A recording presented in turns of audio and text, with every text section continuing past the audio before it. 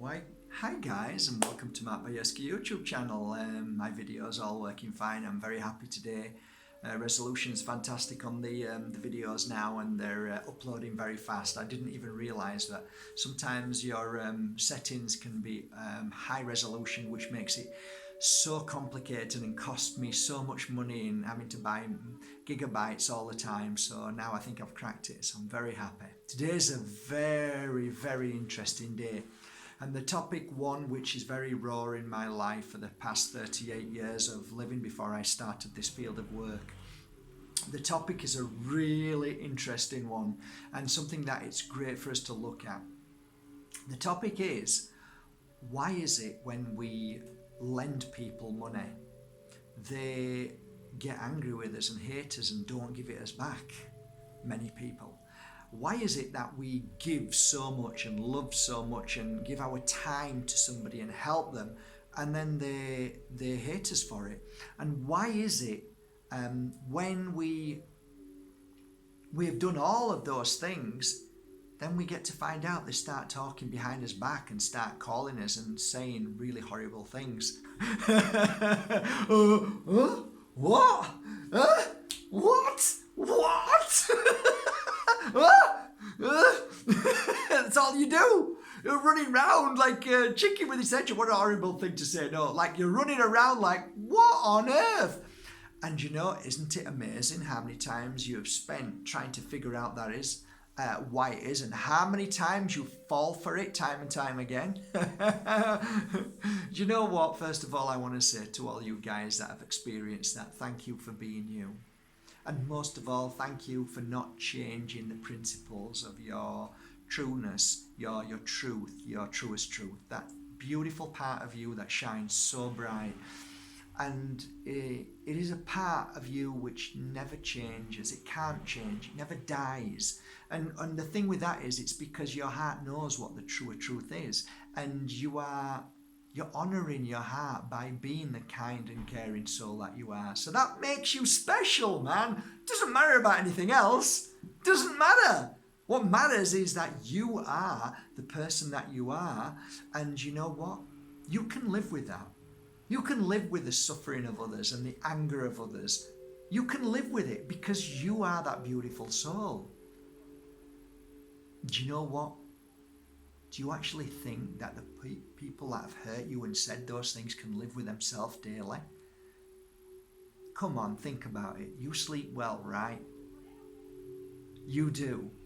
Because you don't sleep with guilt of knowing that you owe somebody money. The guilt of knowing that somebody's helped you so much in life and you've never actually truly given back because you don't feel it in you that you can, or you're just not worthy of that that thought that you can do that, or that you can make the money back to give to somebody. You know, most people find it easier not to give money back to somebody because it's easier, it's simple, you know. And how do you do that? What's the first thing you think they do? When somebody has got so little within their life, when they feel that their self-worth is so bad, they've got nothing that they feel that is within inside them that can inspire them to do something good and to create something so wonderful and to be the person that they always wanted to be. What happens to that person is that they lose their battle. Or we say we lose our faith, that's what they say. Or a fall from grace, and whatever they want to use to blame themselves from being this. And it is so easy when they realise that there is a mechanism which is a knee-jerk mechanism. And what that does is, I've seen it thousands of times, they knee-jerk to create a lie, or a lie within themselves. They actually believe this, by the way. They have to do it. They have to make the story up to create a lie. Then they're able to share that with others. then that causes the conflict between you and the other person, and therefore life becomes easier because you don't have to confront that person, because in truth the people who do this are weak and are very, very in fear of their life. They really are. They're in fear of everything. They're in fear of their life. They're in fear of it just goes on and on. The fear is so tremendous that all they can do is put a wall up between you. And it happens all the time. So every time you wonder why these people do it, it's because of fear. It's all fear-based. I don't actually truly believe that 90% of people who do this to you deliberately did it when they first came to you for help. I don't think that happens. What I see is a very, very strong pattern of, be careful now, because you're going to step over the line of helping somebody and living their life. And you know what I talk about, that when you start to live somebody's life, it becomes a nightmare, and the only thing they can do is react so badly. You know, this line, this invisible line of stepping over and helping somebody to the degree of living their life, it's as much your fault as it's theirs, because that's awful, right? It sounds awful, but listen, I've been through this. It was my fault that I've helped so many people, so much so that they were never able to do anything for themselves or help themselves. It's too easy to give people everything. It's like my daughter. If I gave her everything, it's too easy. If I gave my son everything, it's too easy. If I give you everything, it's too easy. There is nothing in that helps anybody. So for me, I think we have to be aware that giving at times, it can be very, very detrimental to their spiritual growth and their life path. So sometimes it is very difficult because we want to give and we want to help. But as I say, it is far better to be, I suppose, on your side of that line and never cross it. So you give a little, you help a little, but never so much so that the person that you gave to can sit back and say, you know what, this is too easy, I'll let them do it all now. Because that's what happens. That's exactly what happened to me. I gave, I swept, I cleaned, I chauffeured, I helped, I loved, I cared, I gave money, and then boom! As soon as I stepped back, how dare you step back from doing all this to me? How dare you stop giving me money? How dare you stop this? How dare you stop that? This is what I'm used to now because you gave it to me, and how dare you this? And of course they'll attack you. That's what happens. It's a natural reaction in a lot of people when they get used to being comfortable, when they get too used to you doing everything for them. That goes for everybody, not just the person that attacks you, everybody. We must find a balance in that. We must be careful not to do too much, but just enough to allow that person to find their own feet, to find their own path and own balance. You know what I mean? I don't know if I've ever told you this story, but there was one time when I was so down on my luck, everything was going wrong, everything actually was wrong. And I went to see a friend of mine called Steve Martin, and he said, "Are you okay?" I said, "I'm really having a bad time. Everything's going wrong. I've lost all my money. Business has gone down." And he said, "Mark, you know, have you still got your car?" I says, "Yeah, it's the only thing I've got, but I can't sell it. Nobody wants it." He says, "Bring it up today." So I brought it up, and it was an MGB GT. It was a blue one, I think. It was either red or blue. And I love that car, and it's the only thing I had left, and I had no more money, I had a mortgage to pay, and it was a horrible moment. And you know what? The car was worth 1,000 and something, and you know what he did? He took out more than what the car was worth, but he said something very important to me that changed my life. He said, "Mark, take this money," and he says, "but do something with it.